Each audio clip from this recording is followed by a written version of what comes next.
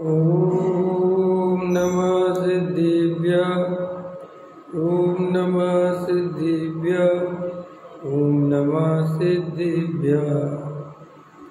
मंगलमय मंगल करन वीतराग विज्ञान नमो तार जाते वही अरिहंतादिमान। करे मंगल करे ओम ग्रंथ करने के काज जाते मिले समाज सब पावे निज पद राज। शिवे उपाय करते प्रथम कारण मंगल रूप विघ्न विनाशक सुख करन नमो शुद्ध शिव। संताप्ति मानस शांत हो जिनके गुणों की गान में वे वर्धमान महान जिन विचरे।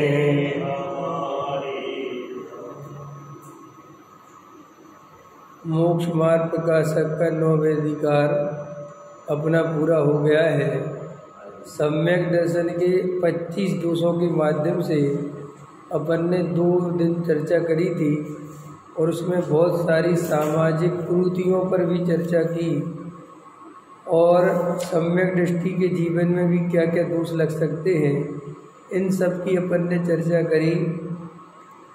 दोष लगना तो किसी के भी जीवन में हो जाता है, लेकिन दोषों को उपादेय सम्यक दृष्टि ज्ञानी धर्मात्मा नहीं मानते।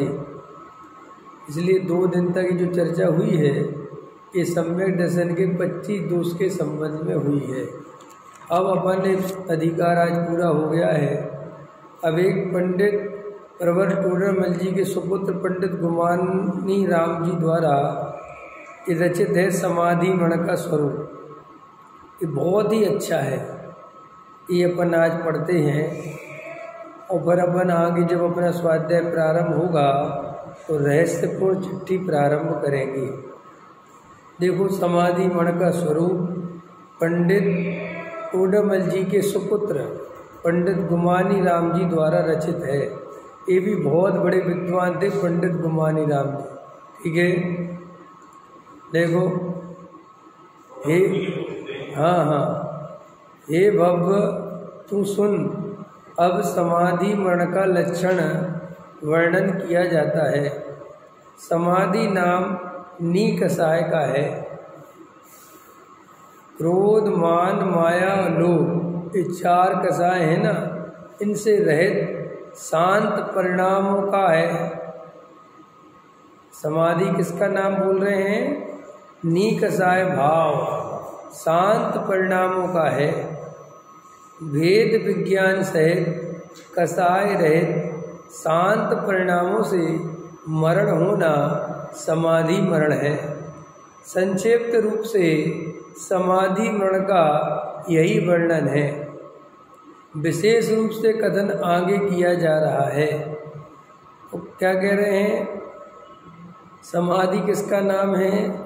नीकसाय भाव, शांत परिणाम, भेद विज्ञान, कसाय रहित परिणामों से ये देह का छूटना, इसका नाम समाधि मरण है। और ऐसा समाधि मरण केवल सम्यक दृष्टि धर्मात्मा के होता है। और सम्यक दृष्टि धर्मात्मा वही होता है जो मूल तत्व ज्ञान समझता है, स्वाध्याय करता है, वीतरागी धर्म को सेवा करता है, गुरु कुदेव कुशास्त्र से दूर रहता है, निरंतर वेद ज्ञान के बल से आत्मानुभूति को प्राप्त करता है। ऐसा जीव ही सम्यक दृष्टि ही समाधि मण को प्राप्त होता है। इसलिए जो समाधि मण के संबंध में नाना प्रकार की भ्रांतियां जगत में व्याप्त है, उन सब भ्रांतियों से बचना चाहिए। कपड़े उतार देने मात्र से कोई का जीवन खत्म हो रहा है और हमने उसे डमोकार मंत्र सुना दिया, कपड़े उतार दिए तो समाधि मण हो गया, ऐसा नहीं है। सच्चा समाधि मण तो समता भाव पूर्वक होता है और समता भाव सम्यक दर्शन पूर्वक होता है और सम्यक दर्शन तत्व अभ्यास से प्राप्त होता है, इसलिए वो क्रम है। इसलिए जिन जीवों को सच्चा समाधि मण करना हो वे स्वाध्याय करें, तत्व निर्णय करें, आत्मानुभूति करें तो उन्हें समाधि मण हो सकता है। लेकिन ये जो उपचार है ये तो एक ऐसी बात है कि अब कोई जीव का मरण हो रहा है तो कुछ समझ में नहीं आता तो चलो भैया स्तुति सुना दो, नमोकार मंत्र सुना दो, है नहीं, पाठ सुना दो, समाधि मण का पाठ सुना दो, क्या करें। अब जीवन भर तो तत्व अभ्यास किया नहीं, वस्तु स्वरूप समझा नहीं, और बुढ़ापे में अब होश तो है नहीं, लेकिन घर परिवार वाले मरते समय भाई भगवान का नाम ले लो, नमोकार मंत्र, जो जिस और अपने यहाँ नहीं होता, ये सारी दुनिया ही में होता है। कोई भी पंथ संप्रदाय जाति में कोई व्यक्ति मर रहा है तो कहते भैया राम का नाम ले लो, है कि नहीं, ईश्वर को याद कर लो, कोई कुछ को सब करते हैं, तो वो तो सच्चा समाधि मण जैन धर्म में है नहीं। और देखो क्या कहते हैं, सम्यक ज्ञानी पुरुष का यह सहज स्वभाव ही है कि वह समाधि मण की ही इच्छा करता है, उसकी हमेशा यही भावना रहती है। अंत में मरण समय निकट आने पर वह इस प्रकार सावधान होता है जिस प्रकार वह सोया हुआ सह सावधान होता है। जिसको कोई पुरुष ललकारे कि हे सिंह, तुम्हारे पर बैरियों की फौज आक्रमण कर रही है, तुम पुरुषार्थ करो और गुफा से बाहर निकलो। जब तक बैरियों का समूह दूर है तब तक तुम तैयार हो जाओ और बैरियों की फौज को जीत लो। महान पुरुषों की यही रीति है कि वे शत्रु के जागृत होने से पहले तैयार होते हैं। उस पुरुष के ऐसे वचन सुनकर शार्दूल तत्क्षण ही उठा और उसने ऐसी गर्जना की कि मानो आषाढ़ मास में इंद्र ने गर्जना की हो।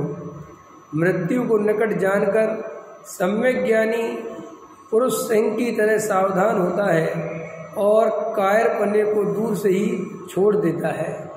ठीक है, ये उदाहरण दे रहे हैं। ठीक है, उदाहरण में क्या समझा रहे हैं कि जैसे कोई शेर हो और उस पर फौजियों का आक्रमण होने वाला हो तो वो शेर को तैयार करते हैं कि तैयार हो जा तू, वो पहले ही से एकदम तैयार है। ऐसे ही अपन के कर्म के उदय आएंगे, असादा वेदनी कर्म का उदय आएगा, ये बुढ़ापा आएगा, ये देह जर्जर होगी, ये काल का समय आएगा, आयु कर्म पूरा होने को होगा, तब तक तुम उसके पहले सम्यक दर्शन रूपी तत्व की प्राप्ति करो, आत्मानुभूति की प्राप्ति कर लो, ताकि समता भाव से ये देह छोड़ सके। ये पहले ही तैयारी करने की है, ये बाद में तैयारी करने की नहीं है। ये जो लोग स्वाध्याय नहीं करते, समझते नहीं हैं और ऐसा दिमाग में बैठ गया है कि अपन मरते समय नमोकार मंत्र पढ़ लेंगे या तीर्थों की वंदना कराएंगे तो हमारा भला हो जाएगा, बिल्कुल भला नहीं हो सकता। जब तक जीव अपने आत्म तत्व को नहीं पहचानेगा, भेद ज्ञान नहीं करेगा, आत्मानुभव नहीं करेगा, सच्चा तत्व निर्णय नहीं करेगा, तब तक तीन काल में से जीव को ये पर्याय छूटकर सुख शांति से पर्याय छूटने का जो भाव है वो नहीं बनेगा और आर्त रौद्र ध्यान से ही पर्याय छोड़ेगा और उसका फल नरक और त्रियंच गति है। पंचम काल की जो वर्णन है, पंचम काल में अधिकतर जीव नरक गति और त्रियंच गति से आते हैं और अधिकतर जीव पंचम काल से नरक गति और त्रियंच गति में ही जाते हैं। ये पंचम काल का स्वरूप है। तो अधिकतर जीव लिखा है, सारे नहीं लिखे हैं। तो अब सारे तो नहीं लिखे, कुछ बचा लिए तो उसमें से अपन अपना नंबर लगा लो। अपन ये दुनिया से दूर होके ये जो आत्म, इसलिए मैं कह रहा हूँ जिन लोगों को ऐसा भाव आता है कि स्वाध्याय कम लोग सुनते हैं, तत्व कम लोग समझते हैं, समझ में आया, समय सार को सुनने वाले बहुत कम हैं और सुनने में भी सच्चे समझने वाले बहुत कम हैं। आडंबर करने वाले, गीत मिथ्यात्व का सेवन करने वाले, रंग राग में नाचने कूदने वाले, विषय कसाय का सेवन करने वाले, धर्मों में भी अपनी कसाय का पोषण करने वाले, ये बहुत हैं। लेकिन जो जीव सच्चे तत्वव्यासी हैं वे बहुत भाग्यशाली हैं। उन्होंने गहरा से गहरा विचार करना ही चाहिए कि अपन को इस पंचम काल में शायद कोई अच्छी प्रकृति, कोई अच्छा उदय, कोई अच्छी योग्यता अपनी भली है, जो अपन संख्या में भले ही कम से कम हो, लेकिन अपने को सच्चा तत्व ज्ञान सुनने मिल गया और अपने को सच्चे तत्व ज्ञान की रुचि हो गई है। इसलिए वे कीमती लोग हैं, वे बहुत कीमती लोग हैं इस पंचम काल के, जो हृदय से समय सार सुन रहे हैं, आत्मा को समझ रहे हैं। देखा देखी सुनना, मानादिक के लिए सुनना, वो तो सुनना है ही नहीं। लेकिन जो प्योर वास्तव में सच्चे आत्म कल्याण की भावना से, आत्मानुभव की भावना से, समाधि मन की भावना से, जिन्हें अंदर से संसार से अरुचि हो गई है, वे सबसे सौभाग्यशाली जीव है और भव्य जीव है। इसलिए अपने मन में कभी कभी कसाय के उबाले आते हैं, क्योंकि अपन भी तो इसी द्रव्य क्षेत्र काल भाव में रह रहे हैं ना, और अपन के अंदर अभी पूरी तरह वीतरागता तो है नहीं, तो अपन भी कभी समाज के दोष बताते हैं, क्रूतियाँ पे बोलते हैं, समझाने की कोशिश करते हैं। भाव आए बिना रहते नहीं। ज्ञानियों को भी भूमिका के अनुसार समाज की कुरीतियों पे बोलने का भाव आता है, क्योंकि अगर ज्ञानी नहीं बोलेंगे तो अज्ञानी क्या बोलेगा, उसे तो बेचारे कुछ पता नहीं है। लेकिन ज्ञानी बोलते हुए भी ये जानता है कि मेरे बोलने से कोई बदलता नहीं, जिसकी योग्यता होगी वो बदलेगा। लेकिन ऐसे ही वस्तु का स्वरूप है कि ज्ञानी को बोले बिना रहा नहीं जाता, और मान्यता में 100% पक्का है कि मेरे बोलने से कोई बदलने वाला नहीं है। तो अपन को वर्तमान में अब जो हो रहा है उसमें यही गनीमत मनाओ, यही खुशी मनाओ कि अपन हे जिनेंद्र देव, अपन इन चीज़ों में ना लिप्त हो जाए, अपने पर इनका प्रभाव ना पड़ जाए, अपन समय सार छोड़कर मानादिक के पोषण में ना चले जाए। वरना ये दुर्लभ बात इस कली काल में जो महाभाग्य से अपने हाथ में पड़ी हुई है, नहीं समझ में आया।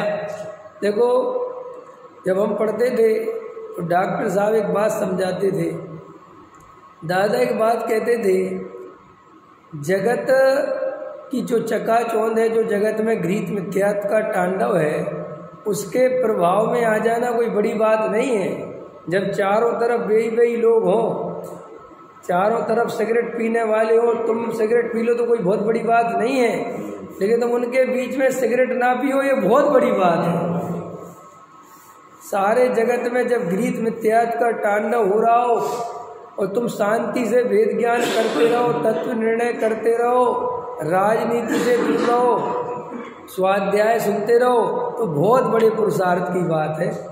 और वर्तमान में सारे मुखियों को भैया अपन को नाम नहीं मिले तो नहीं मिले, अपने को ख्याति नहीं मिले तो नहीं मिले, अपने नाम से मंदिर नहीं बने तो नहीं बने, अपन समाज के अध्यक्ष नहीं बने तो नहीं बने, अपन को कोई दूर दूर कहता हो हटो, समाज का बड़े पदों पर नहीं दे तो नहीं देवे, लेकिन अपने पास समय सार है, अपने पास मोक्ष मार्ग प्रकाशक है, अपने पास गुरुदेव श्री का तत्व ज्ञान है, तो अपने से ज़्यादा सौभाग्यशाली इस पंचम काल में वर्तमान में किसी और को मत मानो, प्रधानमंत्री को भी मत मानो, राष्ट्रपति को भी मत मानो, नेता, अभिनेता, राजनेता, धनाढ्य, बड़े बड़े सेठ, बड़े बड़े पंडित, कुछ नहीं।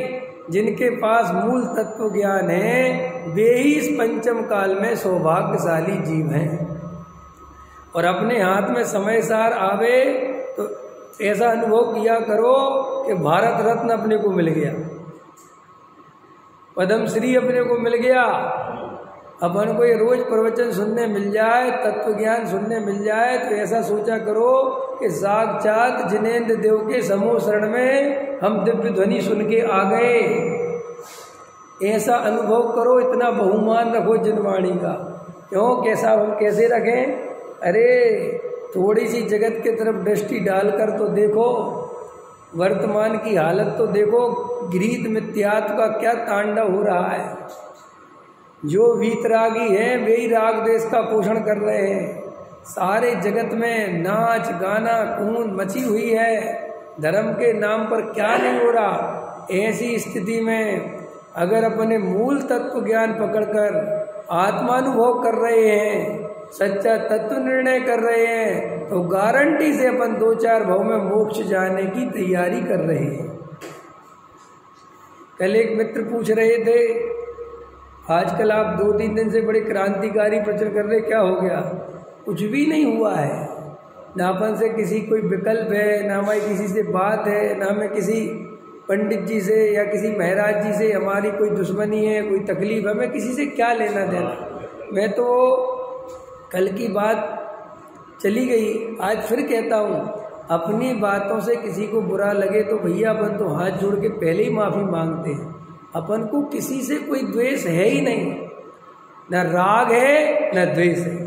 ये तो वस्तु का जो स्वरूप है। जब इस गद्दी पर बैठते हैं तो अपना बताना कर्तव्य है, क्योंकि अगर अपन अपने ही अपने बारे में सोचते रहेंगे और ये सामाजिक स्थितियां बिगड़ती रहेंगी तो इसी समाज में तो हमारे बच्चों को रहना है। हम यहाँ से भाग के जंगल तो चले नहीं जाएंगे और हम चुपचाप क्रूतियाँ बढ़ते हुए देखते रहेंगे तो कल हमारे बच्चों को तो सच्चा निर्दोष तत्व ज्ञान सुनने मिलना मुश्किल पड़ जाए। देखो, अपन किसी पंथ संप्रदाय जाति के पक्ष में नहीं है। मैं सच बता रहा हूँ, मैं कोई जैनियों के पक्ष में हूँ, मैं तो ये भी नहीं मानता। मैं तो सारी मानव जाति के हित की बात करता हूँ। मेरे लिए तो सब कुछ भगवान आत्मा है, सब जाति धर्म के जीव भगवान आत्मा है, अपना विरोधी भी भगवान आत्मा है, भूला भगवान है बस। गुरुदेव श्री कहते थे, कुछ भूले भगवान छे, कुछ जागे भगवान छे। कुछ जाग गए हैं और अभी कुछ सोए हुए हैं।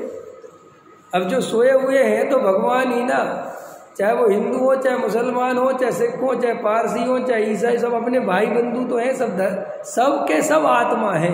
और आत्मा की अपेक्षा अपनी एक जाति है कि नहीं? ये हिंदू मुस्लिम ये जातियां तो इस शरीर की, मनुष्य की बनाई हुई है। अंदर से तो हम सब जीव जाति के हैं, वे भी जीव हैं। अरे वे छोड़ो, हम तो त्रियंच गति में जो जीव हैं, कुत्ता बिल्ली भी हमारी जाति के हैं। क्यों? वे जीव हैं कि नहीं?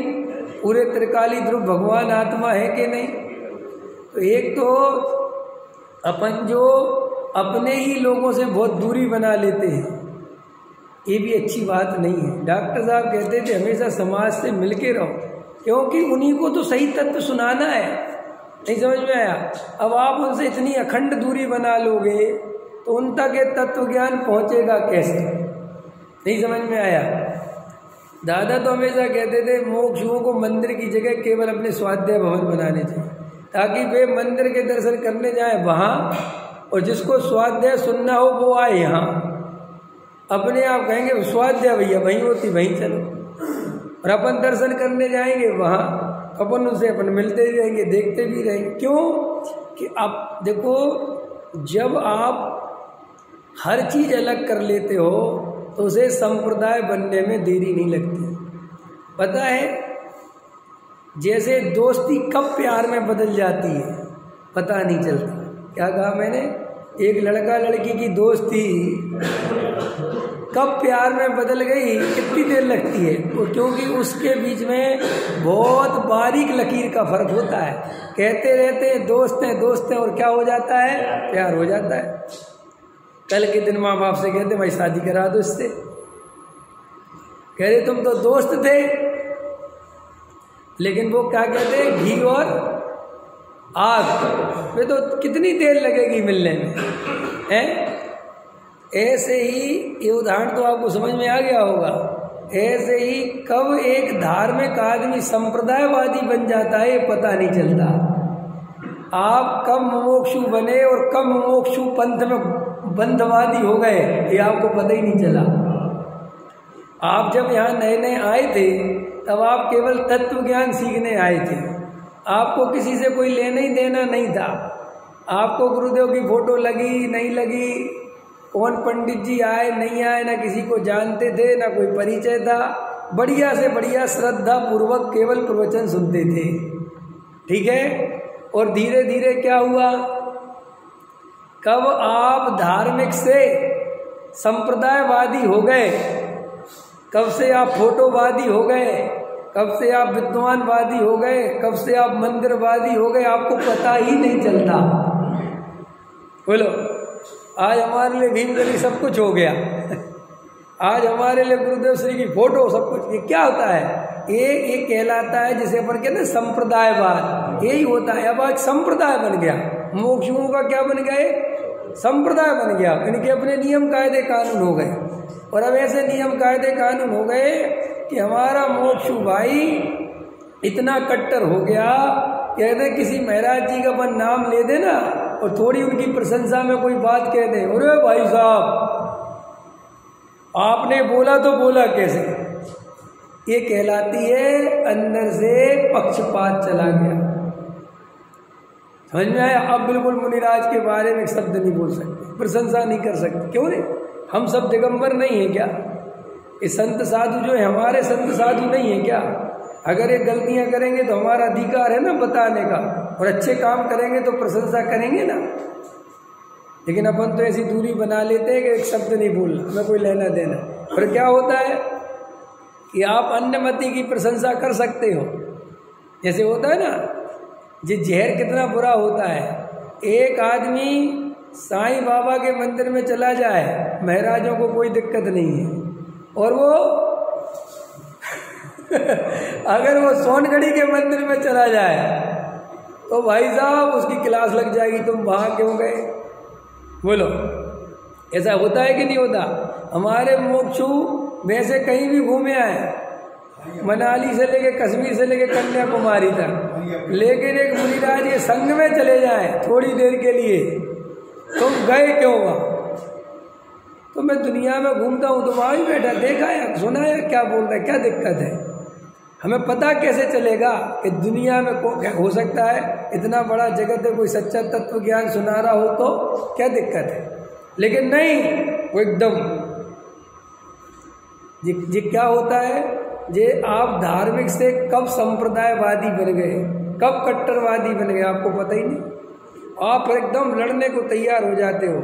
तो देखो, अपने अंदर सांप्रदायिकता नहीं आनी चाहिए अगर अपने को सच्चा धर्मात्मा रहना है तो। देखो, मूल तत्व ज्ञान अपने आत्मा से रिलेटिव है, आत्मा के अनुभव से संबंधित है। अगर बाहर के जीवन में अपन बहुत कट्टरता ओढ़ते हैं तो उससे कसाय बढ़ती है। क्या बढ़ती है? कसाय। अपने को अंदर में बिल्कुल जगत का जो सिस्टम है, जो द्रव्य क्षेत्र काल भाव है, उन सब का ज्ञान भी होना चाहिए और उनके प्रति एकदम द्वेष भाव नहीं होना चाहिए। नहीं समझ में आए? क्योंकि जगत का परिणमन स्वतंत्र है। अपने गुरुदेव श्री के पास कोई भी आ जाए तो क्या करते थे गुरुदेव श्री? संत साधु आ जाते थे तो क्या करते थे? हाँ बैठो महाराज, आप बोलो, इनकी सुनो। नहीं, अरे अब जगत में अपन विरोध कर करके, लड़ाई झगड़ा कर करके थोड़ी रह सकते हैं, और उससे धर्म थोड़ी हो सकता है। तो श्री गुरु कहते हैं कि अपन जैसे वो दोस्ती कब प्रेम में बदल जाती है, ऐसे ही अपन धार्मिकता से कट्टर कब हो जाते हैं कि बिल्कुल अपन दूसरे की बात सुन ही नहीं सकते। हम ऐसा नहीं होना चाहिए। संसद किसे कहते पता है? संसद। अच्छा, आप समूह शरण में गए, समूह शरण में चित्र देखा, देखो वहीं शेर बैठा है और वहीं गाय बैठी है, देखा होगा। वहीं मारीची भी बैठे हैं और वहीं और साधु भी बैठे हुए हैं, वहीं मिथ्या दृष्टि भी बैठे हैं, वहीं सम्यक दृष्टि भी बैठे हुए हैं। समूह शरण में सबको जगह मिलती कि नहीं मिलती? त्रियंच गति के जीवों को जगह मिलती है, मनुष्य गति के जीवों को जगह मिलती है। देवगति के जीव भी आके बैठते, बोलो सबको मिलती, और सब शांति से प्रवचन सुनते हैं, तत्व सुनते हैं। अब एक आदमी ने सोने बनाने की विधि पूछ ली समूसरण में, कौन सी विधि पूछ ली? तो बाकी के लोग उसको मारते पीटते तो नहीं है ना कि तूने सोने बनाने की विधि क्यों पूछ ली भाई? कि भैया जिसके मन में जो प्रश्न आए वो पूछो। संसद, पता है संसद शब्द जो बना है ये अपन जैनियों से बना है। समोसरण का अर्थ संसद होता है, जहाँ पक्ष विपक्ष दोनों की बात शांति से सुनी जा सके उसका नाम संसद है। जहाँ जो हमारे पक्ष में नहीं है, हमारे विपक्ष में है, उसकी बात भी उतनी ही शांति से सुनी जाएगी कि सुनाओ, तुम अपनी सुनाओ।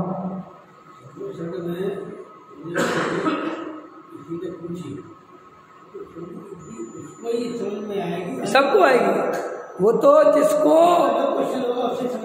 नहीं, जिस जाति की रुचि होगी ना वो दिमाग लगाएगा ना, उसको समझ में आए। जैसे समूह शरण में अगर ऐसा समझेंगे कि जो पूछेगा उसे ही समझ में आएगा, तो बाकी के लोगों को तो निरर्थक हो जाएगा। नहीं, अपनी भावना नहीं। जैसे मेरे मन में कोई प्रश्न नहीं है और बाजू वाले ने प्रश्न पूछा और मैंने दिमाग लगाया कि क्या बोल रहे हैं, तो मुझे तुरंत समझ में आएगा। अगर ऐसा होगा कि जो प्रश्न पूछेगा उसे ही समझ में आएगा, तो बाकी के लोग क्या करेंगे? तो जो वहाँ बुद्धि लगाएगा कि क्या बोल रहे हैं, ऐसा भाव आएगा तो उसे पूरी बात समझ में आएगी, सब कुछ समझ में आएगा। जैसे राजा सैनिक जो प्रश्न पूछ रहे हैं, तो वे प्रश्न जो सुनना चाहेगा उनके उत्तर वे सबको समझ में आएंगे। हाँ, वो अगर उपयोग ही नहीं लगाएगा तो नहीं आएगा, लेकिन वो उपयोग लगाएगा तो उसे सब अपने समझ में आता जाएगा कि ये बोल रहे हैं। हाँ, सब बराबर। जैसे मैं तमिल का हूँ तो मेरी अपने आप कन्वर्ट होके तमिल में आ जाएगा, समझ में आया? मैं हिंदी भाषी हूँ, लेकिन उपयोग मुझे सुनने की इच्छा तो हो कि भाई सब तो, अब ऐसे बहुत सारे लोग हैं जिनके मन में प्रश्न ही नहीं आते, वे तो शांति से बैठे। अब वहाँ पे राजा सेठक ने मान के चलो प्रश्न किया कि हे महाराज हमें सम्यक दर्शन की विधि बताओ, तो वो सबको समझ में आएगी कि नहीं आएगी? आप कहोगे कि जिसने प्रश्न पूछा उसे ही समझ में आएगी, ऐसा नहीं है। जो सुनेगा उसको सबको समझ में आएगी। तो मेरा कहने का तात्पर्य है कि अपने मन की बात वहां पर निषेध नहीं है कि तुम ये नहीं पूछ सकते, जिसके मन में जो आवे पूछो। उसी काल में हमने सोने की विधि पूछी, उसी काल में इन्होंने कपड़े की विधि पूछी, हाँ तो उसी काल में सबके उत्तर आ जाएंगे, सबके उत्तर आ जाएंगे एक साथ। हाँ बिल्कुल, हाँ बिल्कुल ठीक है। हाँ, अब तुम तीनों प्रश्न पूछोगे तो तीनों के उत्तर अपने अपने सुनोगे, तुम पड़ोसी का उत्तर क्यों सुनोगे भाई? लेकिन वहाँ लाखों जीव बैठा है, तो लाखों जीव क्या होते हैं, सब इतने प्रश्न नहीं पूछते, सब शांति से सुनते हैं। समझ में आए ना? हाँ, वो तो इसलिए तो वो गणधर देव चाहिए, वो गणधर देव इसलिए तो चाहिए दिव्य ध्वनि झेलने के लिए, सबका सुन के एक साथ समझ सके। आया समझ में? अपन तो सिर्फ ये बात इसलिए बोल रहे हैं कि अपन को पंथ संप्रदाय से ऊपर उठना चाहिए, पक्षपात से ऊपर रहना है। जैसे पूज्य गुरुदेव श्री क्या कहते थे, मैं किसी पंथ जाति संप्रदाय के पोषण के लिए नहीं बना। अब गुरुदेव श्री के पास बहुत लोग जाते थे कि आप ये बोल दो तो इतने लोग जुड़ जाएंगे, ये कहलाता पंथ संप्रदाय कि तुम हमारे अनुसार बोल दो। अरे भैया, जो वस्तु का स्वरूप है हम वो बताएंगे। अब तुम्हें पसंद आए तो सुनो, और तुम्हें पसंद नहीं होए तो जाओ। आया समझ में? ऐसे ही अपने को एक सामान्य शिष्टाचार कभी नहीं खोना चाहिए। सामान्य शिष्टाचार समझ गए भैया? कोई अजैन निकला और उसने अपने से कहा भैया राम राम, तो अपन को क्या करना चाहिए? अरे राम राम भैया। और ये आज दिन पे दिन कितनी वो बढ़ रही है, क्या कहते हैं उसको, सांप्रदायिकता कितनी ज़्यादा हावी हो रही है। बच्चे स्कूल जा रहे हैं तो वहाँ पे भी असांप्रदायिकता फैल रही है। मेरे बच्चे रोज खबरें लेके आते हैं कि अब ऐसी सांप्रदायिकता फैल रही है, तुम जैनी हो, अच्छा तुम ये नहीं मानते, ये बच्चों के अंदर चल रहा है। क्योंकि जब वो हाई लेवल पे उसका वॉल्यूम बढ़ता है तो वो 1 मिनट में प्रवेश करती है वो चीज। हमें ऐसी पीढ़ियां नहीं बनानी है कि जो नमोकार मंत्र का अर्थ तो समझे नहीं और साधु के पास जावे नहीं, ऐसी पीढ़ी नहीं बनानी। हमें पूरा सच्चा स्वरूप समझाना है और समझ के नहीं जावे तो काम का है। पंथ संप्रदाय के चक्कर में नहीं जावे तो क्या काम का, फिर तो वो हमने अंधविश्वास पैदा कर दिया। आया समझ में? अपन कुगुरु कुदेव कुसास के पास क्यों नहीं जाते बताओ, चलो बोलो जब नरेश जी, अपन कुगुरु कुदेव कुसास के पास क्यों नहीं जाते वज्रसेन जी? हम लोग सुना नहीं पा रहे हैं, हम कमजोर जीवन हैं। बराबर, अगर हम वहाँ जाएंगे तो है जगह से हम घुस जाएंगे। हाँ, और बताओ, आप बताओ। अच्छा, और बताओ, अभी मेरा उत्तर नहीं आया, और बताओ, और बताओ। बस इतना ही उत्तर है? अरे सबसे बड़ा ये उत्तर है कि हम कुगुरु कुदेव कुशास्त्र के पास अपने निर्णय पूर्वक नहीं जाते। हमने शास्त्र पढ़े, हमने स्वरूप समझा कि भाई कुगुरु कुदेव कुशास्त्र का क्या स्वरूप है, और वहाँ हमारे लिए कोई मोक्ष मार्ग की बात है नहीं, इसलिए नहीं। लेकिन हमारे पिताजी नहीं जाते थे। ये परंपरा से कोई काम मत करो। हम पूज्य गुरुदेव श्री के तत्व ज्ञान में आए तो हमारा बेटा इसलिए आया तो उसके आने का कोई फायदा हुआ? आया समझ में क्या कह रहा हूँ? अपने निर्णय से वस्तु स्वरूप समझकर सही तत्व निर्णय पूर्वक धर्म अंगीकार करे, इसको कहते परीक्षा प्रधानी धर्म अंगीकार करना। और अपने माँ बाप के कहने पर या अपने माँ बाप की परंपरा को ढोता रहे, वो चाहे स्वाध्याय में भी टोडामल जी साहब ने लिखा है, धर्म धारक व्यवहारा भाषी मिथ्या दृष्टि। और अपन क्या करते हैं? अभी बस जी समझो इसकी गहराई। अपन जब एक पंथ संप्रदाय का निर्माण कर लेते हैं, फिर अपन बच्चों को बस तुम तो ये मानो, समझ में आई मेरी बात, उसका सही वास्तविक स्वरूप समझने का उसे मौका देते ही नहीं। अंतर समझ में आ रहा है कि नहीं? अरे उसे देखने तो दो अपनी आंखों से चीजों को, हमने और तुमने तो देख रखा है, और जो अपन ने और तुमन ने देख रखा है इसलिए अपना निर्णय मजबूत है। देखो, निर्णय जिसका खुद का कोई अनुभव नहीं है, दूसरों के हिसाब से जो निर्णय करेगा उसका निर्णय मजबूत नहीं रहता। ये स्वानुभव से आत्मा का निर्णय क्यों करना जरूरी है बताओ आप लोग? हमने आपको बता दिया आप आत्मा हो, आप मान जाओ, क्या दिक्कत है? नहीं, अच्छी बात है ना, सर्वज्ञ पे भरोसा नहीं है आपको। पर देखो, नहीं समझो, उसको टोन को पहचानो। हमने आपसे कहा आगम का सेवन कर लिया, तर्कयुक्ति का अवलंबन कर लिया, पर गुरु का उपदेश सुन लिया, इससे सम्यक दर्शन नहीं हो सकता क्या?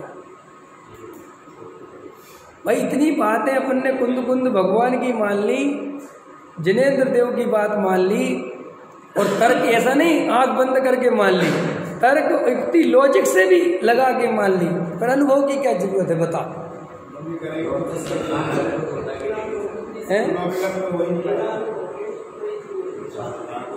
बिना अनुभव के सच्ची प्रीति नहीं होती।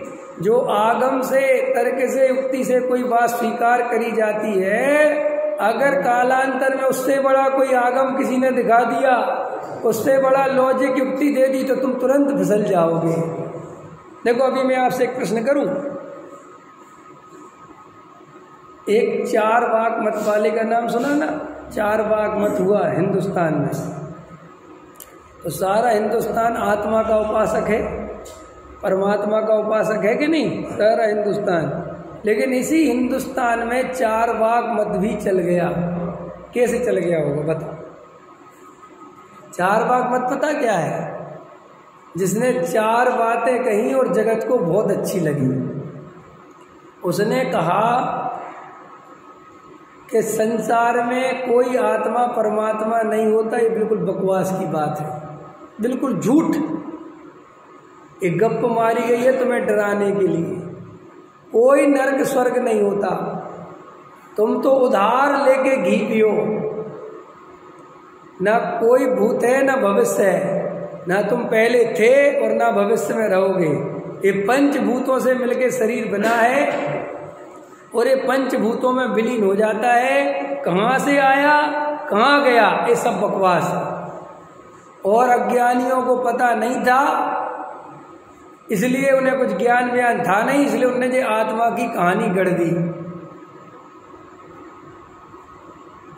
तो जो बहुत जोर जोर से आत्मा चिल्ला रहे थे ना, हम आत्मा है, वे भी उसकी बातों में आ गए। यार ये तो बहुत सही कह रहा, अपन भी कहा झंझट में फंस गए। खाओ पियो मजे करो, क्या नरक क्या स्वर्ग, क्या ईमानदारी और क्या बेईमानी। अच्छा बताओ, मैं जब मैंने मत पढ़ा तब मैंने एक प्रश्न किया कि भाई साहब ये 4 भाग मत वाले रहते कहाँ हैं? इनका गुरु कौन है? समझ में आएगा भाई गुरु जी कहाँ हैं? तो बोले वो तो हजारों वर्ष पहले हुआ, वो तो रहा नहीं। तो मैंने कहा उसके चेले चपाटे सब तो होने चाहिए, कहाँ है? बोले सब हम ही तो है उसके चेले चपाटे। समझ में आया कि नहीं आया? मेरे को इतनी हंसी आई। मेरी अमल का है? अरे बोले जो मिथ्या दृष्टि है सब उसी के चेले चपाटे हैं। गजब हो गया सर। अरे भाई हमने जो ये ऊपर से आत्मा की बातें ओढ़ रखी हैं, जो ऊपर से स्वर्ग नरक के डर बैठा रखे हैं, लालच बैठा रखे, अंदर श्रद्धा में थोड़ा ही है। अगर श्रद्धा में किसी को नरक का भय हो जाए और वो बहु आरंभ परिग्रह जोड़ता रहे, ये 3 काल में संभव नहीं। नरक का पता भरोसा कैसे है कि होगा, तुम कहते हो तो मान लिया होगा। आया समझ में? लेकिन अभी मुझे कमा लेने दो कि भैया तुम कमाओगे तो नरक चले जाओगे, वो ठीक है देखेंगे बाद में। तुझे कैसा भरोसा है नरक का? है भाई, हम ऐसी बातें बहुत कर सकते हैं ना कि भविष्य में हाँ होगा, लेकिन अभी छोड़ो। इसका मतलब वो बात पे भरोसा नहीं आता ना। जिस बात पे भरोसा आ जाए उस पे अप्लाई करता है कि नहीं होता। देखो अभी कल एक डॉक्टर बता रहा था, जो आदमी चाय पी रहा है उसको 90% संभावना है कैंसर होने की। 95% गारंटी से ये सुन के आप चाय छोड़ने की सोचोगे। आप कहोगे बिल्कुल पंडित जी कल से बंद, क्योंकि आपको कैंसर पे पक्का भरोसा है कि भैया होता है ये, और आदमी सड़ के मरता है। लेकिन नरक का नार की तो कोई यहाँ टपकता हुआ दिखता नहीं, ना कोई आता हुआ दिखता है नरक की खबर लेके कि भैया मैं नरकों से आया हूँ, ना स्वर्गों से कोई इंद्र उतर के आते हैं। बस कहानी किससे लिखे हुए हैं कि इंद्र आते थे, ये होता था वो होता था, पुष्पक विमान था, ये था वो था, हैं काल्पना है। मतलब ये बात को अगर ढंग से तर्क से युक्ति से रखी जाए तो 50% आदमी नहीं 90% आदमी कहेगा ये आदमी बिल्कुल ठीक लगा हमें। हम वैज्ञानिकों की बात मानते हैं, देखा आपने, शास्त्रों की नहीं मानते। आपने कभी विचार किया हमें शास्त्रों से ज्यादा वैज्ञानिकों पे भरोसा क्यों है? बोलो, सोचो, आप कल्पना करो कि आपको वैज्ञानिकों पे ज्यादा भरोसा है शास्त्रों की अपेक्षा, क्योंकि अंदर में हमें खुद ही लगता है कि ये गप है, क्या पता किसने लिखी क्या नहीं लिखी। लेकिन वैज्ञानिक अगर कोई खबर पहुंचाए, अभी बोलो, अभी बुलेटिन जारी हो कि अभी बुलेटिन जारी हुआ है कि आज के बाद ये वाली सब्जी नहीं खाना, इसकी वजह से पूरा जहर फैल रहा है। बोलो आप लोगों को वो सब्जी छोड़ने में कितनी देर लगेगी? अच्छा, आपने लेबोरेटरी में चेक करी कि भाई इस वैज्ञानिक की बात सही भी है कि नहीं? आपने कोई तथ्य खोजे आपने कोई तर्क युक्ति लगाए, आपने उस पेड़ पर रिसर्च करी, क्यों नहीं करी? एक बुलेटिन आया, एक न्यूज आई और एक लाइन चली कि ये सब्जी बिल्कुल नहीं खाना, इसमें 100% कैंसर है और ये जड़ में पकड़ में आ गया है। बोलो आप वो सब्जी छोड़ने में कितनी देर लगाओगे? चलो एक बात। अब इसके विपरीत चलो। अब मैं कह रहा हूँ अरे वज्रसेन जी ये वैज्ञानिक झूठ बोलते, खा लो, कुछ नहीं होता, आप तो खा लो। कहोगे पंडित जी झूठ ऐसे ही मैं खाऊं क्यों? देखा, मतलब मैं आपको शास्त्र भी लिखा दिखा दूं ना। आज पृथ्वी घूमती है, सूर्य नहीं घूमता, ये वैज्ञानिकों ने कहा, बराबर। और जैन दर्शन कहता है सूर्य घूमता है, पृथ्वी नहीं घूमती। तो मैं ज्यादा अंदर में बताओ किसकी बात जमती है? बोलो। जब तुम पे जैन दर्शन वाली श्रद्धा हावी होगी तुम कहोगे नहीं नहीं हमारे जैन दर्शन में सही लगा, लेकिन अंदर में तुम्हें भी भरोसा नहीं है, तुम्हें भी लगता है भैया वही घूमती होगी। क्योंकि वे देख रहे हैं, वे झूठ नहीं बोलते, उनने कोई बात ऐसी नहीं कही। अरे वे जिस दिन बता दे वैज्ञानिक कि रात के दोपहर के 2 बजे फला तारीख को फला दिन फला वर्ष में सूर्य ग्रहण होगा, तो गारंटी से होगा। आज तक ऐसा नहीं हुआ कि वैज्ञानिकों ने डेट दी हो और सूर्य ग्रहण नहीं हुआ हो।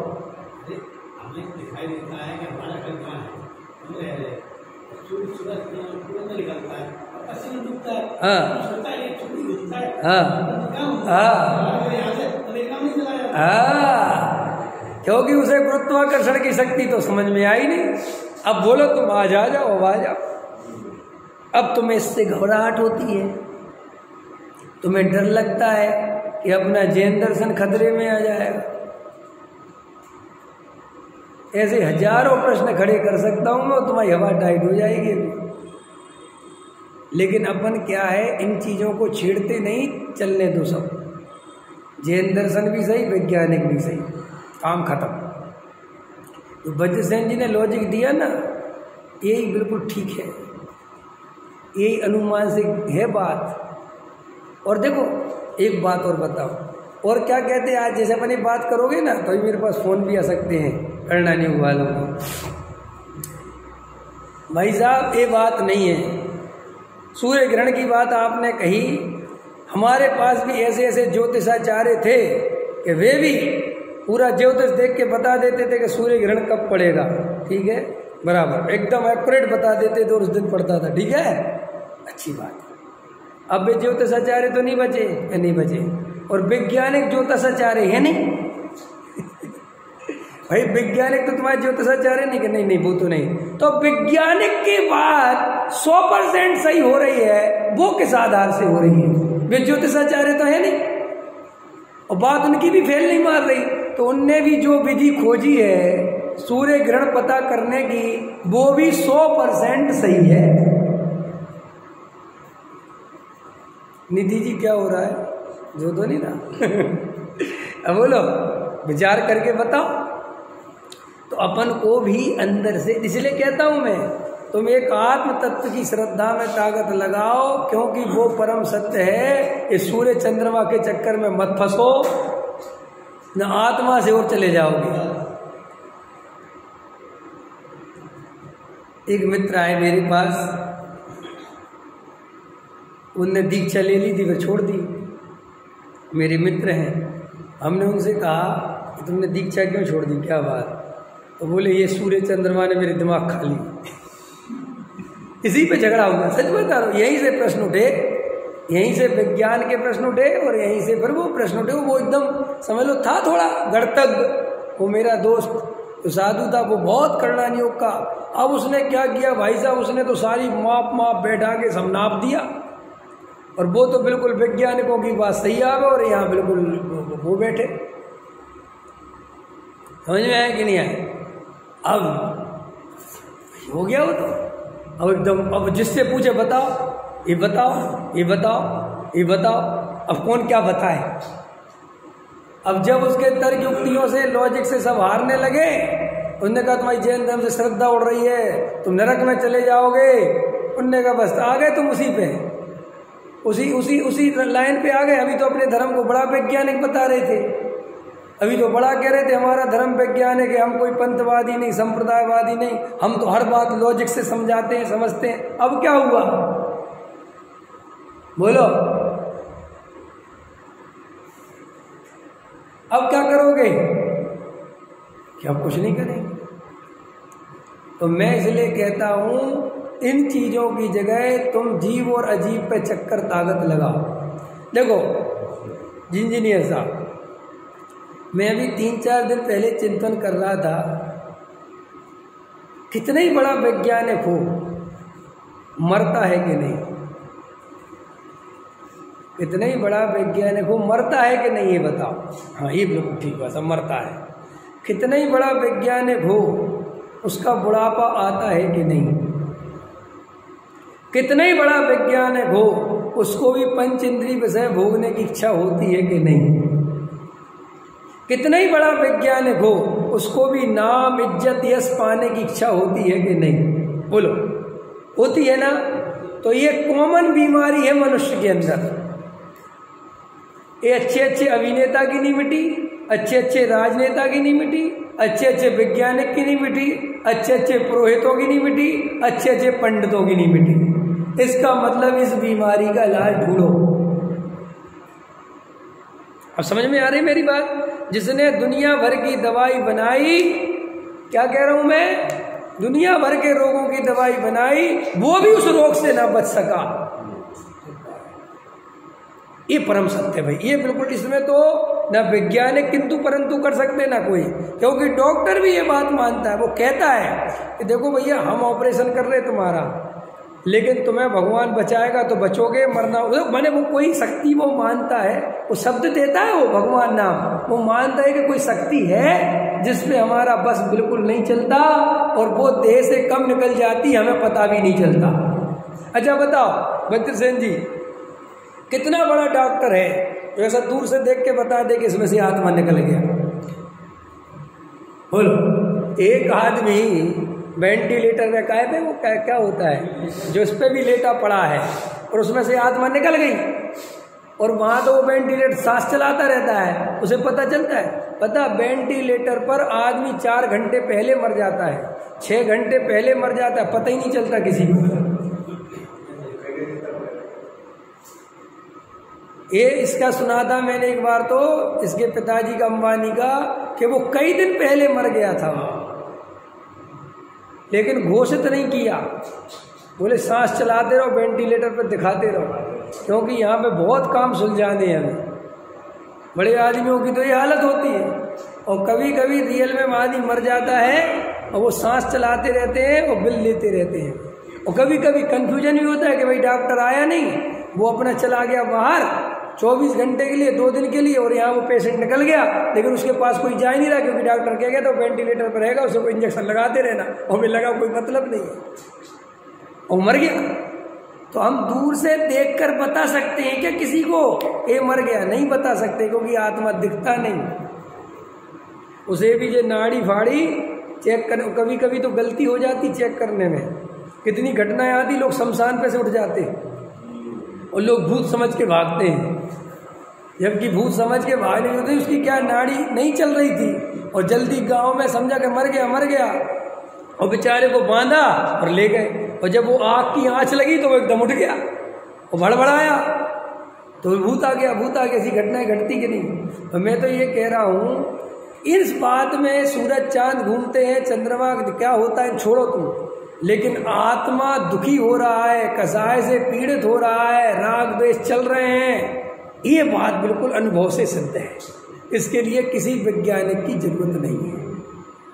और अगर हम स्वाध्याय करते हैं, तत्व विचार करते हैं, समता भाव धारण करते हैं, वीतरागी भगवान के पास खड़े होकर वीतरागता का अनुभव करते हैं, तो हमें आनंद की अनुभूति होती है। भाई ये बिल्कुल सिद्ध हो गया। इसके लिए चाहे जितने वैज्ञानिक आ जाएं, चाहे जितने बड़े से बड़े डॉक्टर आ जाएं, इसमें हमें कोई शंका नहीं है। बस यही असली धर्म है, यही प्रयोजनभूत तत्व है। अब चंद्रमा घूमता के पृथ्वी घूमता हो भैया, जो घूमता हो, हमें तो ना पता। नहीं समझ में आया? और हो सकता है, ऐसा भी तो हो सकता है, थोड़ा खतरनाक बोल रहा हूं, कि हमारे पूर्वजों ने, हमारे आचार्य भगवंतों ने, ज्ञानियों ने मूल तत्व को बचा लिया। और भाई साहब हो सकता है कि लोग मानते तो होंगे नहीं कि भैया सूरज घूमता है, कि पृथ्वी तुमने देखा कि भाई सूरज ही घूम रहा है, तुमने कहा लिख दो यार सूरज घूमता, ऐसा भी तो हो सकता है। मैंने एक कई उत्तर अनुमान से भी तो दिए जा सकते हैं, क्योंकि वो तो काल का 500 वर्ष का तो गैप हो गया। आप समझ रहे ना? और भाई हो सकता है बहुत सारे उत्तर आदमी अनुमान से दे दे, लेकिन उन चक्करों में अपनी श्रद्धा को खंडित नहीं करना चाहिए। एक आदमी उस चक्कर में दीक्षा छोड़ दे, ये कहाँ की समझदारी? भाई पैसे कमाने से सुख होता है क्या? देखो अपने आप को चेक करो, इसमें क्या विज्ञान इससे पूछना। शरीर है, इसका कितना ही ध्यान रख लो, इसमें जो रोग होना होता है वो हो जाता है।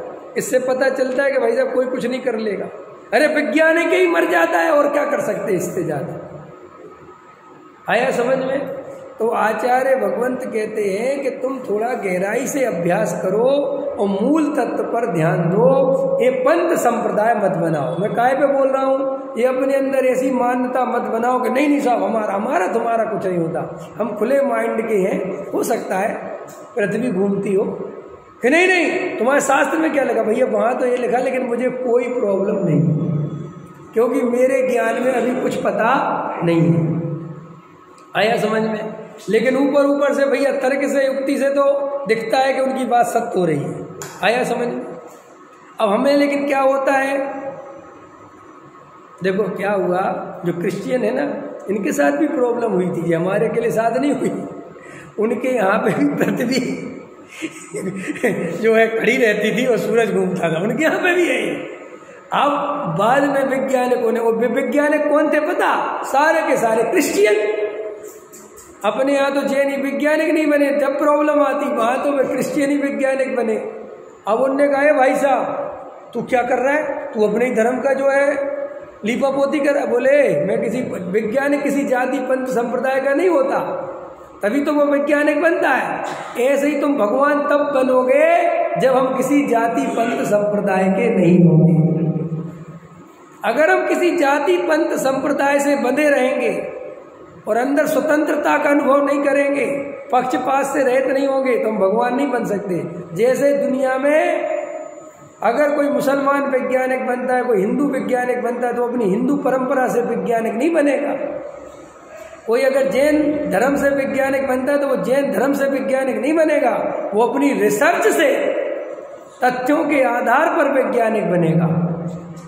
ऐसे ही हम लोगों को धर्मात्मा परंपरा से नहीं बनना है, हम लोगों को धर्मात्मा किसी के कहने से नहीं बनना है। हम जैन है इसलिए हमें जैन धर्म नहीं पालना है, हमें वैज्ञानिक ढंग से रिसर्च करते हुए पूरी तरह वस्तु स्वरूप समझना है, तो हम सच्चे धर्मात्मा बनेंगे। आया समझ में? और ये तो उसकी मैं कहानी सुना रहा था, उससे लड़ाई झगड़ा हुआ उस विज्ञान, उसने कहा देखो, बोले तू जात से अलग, बोले हाँ भैया कर दो, क्योंकि उसने जब ये बोला तब नहीं माना, किसी नहीं समझ में आया। उसने शुरुआत जिसने करी, कौन मानेगा? आप समझ रहे हो मैं क्या कह रहा हूँ? जब शुरुआत करेगा कोई, कौन मानेगा ये बात? आपको पता है वैज्ञानिकों की शुरुआत में कोई नहीं सुनता। जब वे बिल्कुल प्रमाणिक तरीके से, अरे वो दवाई बनाते हैं, तुमसे कहा एक दवाई बनाई खा लो, खा लो खा। पहले में बेचारे कुत्ता बिल्ली बंदरों को खिलाते हैं, आदमी खाने से रहा। वो कहते भैया जब दिखा देते 50 दफे दिखा देते कि देखो ऐसा हो रहा है, देखो ऐसा हो रहा है, तब फिर वो परमिशन मिलती है।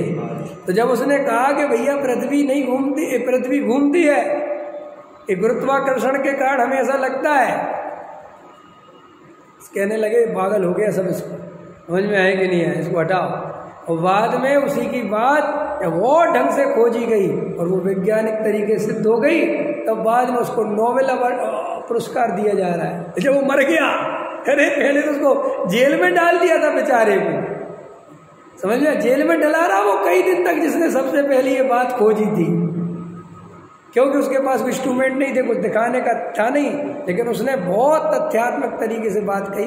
तो जगत में क्या होता है भैया, ये सारा जगत अपने को किसी पंथ संप्रदाय जाति से नहीं बंधना, अपन को किसी का अंधा भक्त नहीं बनना, अपन को तो केवल तत्व ज्ञान का भक्त बनना है। काय का भक्त बनना है? वंदे तद्गुण लब्धये। हे जिनेंद्र देव, हमें ना आपके नाम से कोई लेना देना है, ना आपके शरीर से कोई लेना देना है, ना आपके समोषण से कोई लेना देना है, ना आपको सारा इंद्र जिनेंद्र सब पूछते हैं, इससे हमें कोई लेना देना नहीं है। इंद्र चक्रवर्ती आपको, हमें तो केवल जो आपकी वीतरागता है, वैसी वीतरागता ही सुख का कारण है, ऐसी वीतरागता हमें प्रकट हो, यही हमारी मंगल कामना भावना है, और हमें जगत से कोई लेना देना। ये तो जगत का व्यवहार है परस्पर, समझ में आया? क्योंकि जाति की व्यवस्था जाति से चलती है, समझ में आया? लेकिन धर्म की व्यवस्था किसी पंथ संप्रदाय जाति से नहीं चलती। जो आत्मा का अनुभव करेगा वो सम्यक दृष्टि हो जाएगा, चाहे वो कोई भी हो, और जो आत्मा का अनुभव नहीं करेगा, चाहे उसका पूरा खानदान सम्यक दृष्टि हो, तो भी वो मिथ्या दृष्टि रहेगा। ठीक, अब ये समाधि मण की चर्चा है, अब एक पढ़ के सुना दूं, बस ये आज पूरा कर दें। उसके हृदय में आत्मा का स्वरूप दीप्यमान है, प्रकट रूप से प्रतिभासता है। किसके? सम्यक दृष्टि के। वह ज्ञान ज्योति को लिए आनंद रस से परिपूर्ण है। किसको लिए हुए? ज्ञान ज्योति को। ज्ञान ज्योति माने ज्ञायक भगवान आत्मा की दृष्टि जिस पे है, वह आनंद रस से परिपूर्ण है। वह अपने को साक्षात पुरुषाकार अमूर्तिक चैतन्य धातु का पिंड, अनंत अक्षय गुणों से युक्त चैतन्य देव ही जानता है। मैं भी चैतन्य देव हूँ, ऐसा अनुभव करता है। आप जिनेंद्र देव और मैं चैतन्य देव। उसके अतिशय से ही वह पर द्रव्य के प्रति रंच मात्र भी रागी नहीं होता। किसके अतिशय से रमेश जी? अपने त्रिकाली ध्रुव भगवान आत्मा की दृष्टि के बल से, उस आत्मा की अनुभूति के बल से, उस आत्मा के आनंद से उसे ऐसी समता रास, ऐसा समता धारा बहती है, ऐसा समता रस उत्पन्न होता है कि उसे पर द्रव्य से राग देश उत्पन्न ही। इसके लिए उदाहरण दे दूं, जब आदमी की कमाई ज़्यादा चल रही होती है, दुकान ज़्यादा चल रही होती है, तो उसे राग देश नहीं होती। देखा आपने?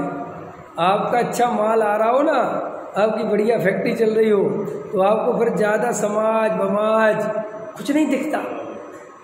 ये उन्हीं लोगों को समाज दिखने लगता है जो घर से फ्री हो गए हैं और किसी और ने काम संभाल लिया है, अब कुछ दिमाग में चल नहीं रहा, तो फिर वे समाज सुधारक, मंदिर बनारक, फिर वो ये बनने लग जाते हैं। हकीकत बता रहा हूँ मैं, देख लेना है। आपने बड़े बड़े जो पैसे कमाने में व्यस्त हैं, उन्हें कोई विकल्प ही नहीं कि समाज कहाँ जा रहा, कौन हिंदू कौन मुस्लिम, कोई लेना है। तो कमाओ कमाओ कमाओ, पैसा आने दो। समझ में आया कि नहीं आया? मेरी एक पार्टी है, वो पैसा कमाने में इतना मस्त है, जैन है वो पैसा कमाने में इतना मस्त है कि उससे कभी कोई बात करो ना धर्म की, तो वो पता क्या कहता है, बेरोजगार लोगों के काम है। कोई शब्द निकलते उसके, अपन कहो भाई साहब, अरे मेरे से बोलता, अरे हमें पता है आप शास्त्री जी हो, लेकिन काम की बात करो, जो माल चाहिए वो बताओ। ये तो बेरोजगार लोग हैं ना, ये धर्म भरम उनके लिए बना है। कोई ऐसा बोलता है, तो उसने कहो कि साहब राजनीति ये बिल्कुल व्यर्थ की चीज़ है, इन चक्करों में मत फंसो। तो मैं उसका बिल्कुल बिजनेस माइंड है, उसके लिए वास्तव में मैं देखता हूँ बिजनेस ही सब कुछ दिखता है। मुझे तो ऐसा लगता है वो आदमी बिजनेस ही खाता है। मतलब उसका बेटा अगर रोटी खा रहा होता है ना, मेरे सामने की बात है, पता क्या कहता है, आधा घंटा रोटी खाने में बर्बाद कर दिया। रोटी क्या क्या है, रोटी में क्या रोटी रोटी करता रहता है ऐसा अपने बेटे को कहता। इतने में 2 पार्टियों को फोन लगाता, माल जाता कहीं। और पता वो सुबह 4 बजे उठता है, उसकी दिनचर्या सुनोगे तो पगला जाओगे। 5 बजे फैक्ट्री पहुंच जाता है, 9 बजे तक वहाँ वो अपने हाथ से वो मिलवाता है, वो तुम्हारे क्या फॉर्मूले जो होते हैं केबल लाइन के, समझ में आया, ताकि किसी को पता ना चल जाए। किसी को नहीं देता वो मिलाने का, वो पीवीसी बनाने का फॉर्मूला। और 9 बजे जाता है, नहा धो के वहीं से नाश्ता करके घर आता है, फिर 11 बजे, और फिर 11 बजे से रात के 9 बजे घर जाता है, बीच में रोटी नहीं खाता वो। सोचो तुम, वो 9 बजे इतना हैवी कहता है, इतना खा आता हूँ जैसा, फिर दोबारा डिस्टर्ब करने की नहीं। 9 बजे डिस्टर्ब, 12 बजे भोजन करना डिस्टर्ब लगता है भाई साहब। उसने कहाँ फैक्ट्री खोल ली, कितना बड़ा, कई करोड़ों का काम हो गया, 500 करोड़ तक पहुँच गया वो। मैं कहता हूँ तुम अंबानी को पीछे छोड़ेगा, कह रहा हाँ बस टारगेट कर। देखो, जब एक भोगी योगियों से ज्यादा लग सकता है, तो योगी अगर अपनी आत्मा में ऐसा मस्त हो जाए तो कौन सी आश्चर्य की बात है।